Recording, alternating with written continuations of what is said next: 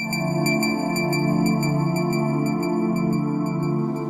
name is Mark Malore. I'm here with the Malore Law Firm in Riverside, California. We specialize in real estate business, construction litigation, and also the formation of corporate entities. I want to give you a brief description of a couple of the distinctions with the corporate entities that we form here in terms of a C corporation and S corporation, two things you need to pay particular attention to when you think about the formation of a corporate entity. The first issue that I point you to is that of tax liability. You want to pay particular attention and go visit a CPA if you have one. If not, I'd recommend Jim Trimble here in Riverside, California. But whether it's Jim or your own CPA, see that person, seek their advice in terms of the tax consequences for the formation of a corporate entity, because that's going to be key in deciding whether a corporate entity is right for you versus an LLC, but more particularly with respect to a corporate entity, whether you want to form a C versus an S corp. What does that mean? The shorthand version of a C versus an S corp is that a C corp is taxed twice. In other words, the corporation is taxed for the income it brings in, and then when it's distributed to you, it's taxed again as personal income.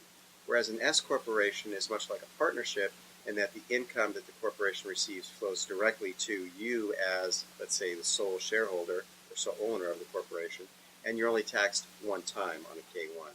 So in terms of tax liability, first seek the advice of a competent certified public accountant to give you the best ideas in terms of your business enterprise. The second thing that you need to understand with a corporate entity is one of the reasons to form it is for personal liability protection. With a corporate entity, the business you do, as long as you're keeping up with your corporate formalities, holding your annual meetings and your other corporate meetings in a proper way under the Corporations Code, you won't have any personal liability, meaning a person cannot pierce the corporate veil and go after you or your assets personally if something, God forbid, happened either at a construction site or a real estate site or some other business product liability issues that you might be facing with your corporate entity. Whatever your business enterprise is, if you're subject of a lawsuit, you want to make sure that they're limited to the assets of the corporation and can't get to you personally.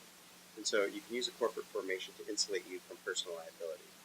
Those are two of the important distinctions that can be made with a corporation, and two of the areas that I'd ask you to seriously consider before coming to see someone like myself to form one of those corporations.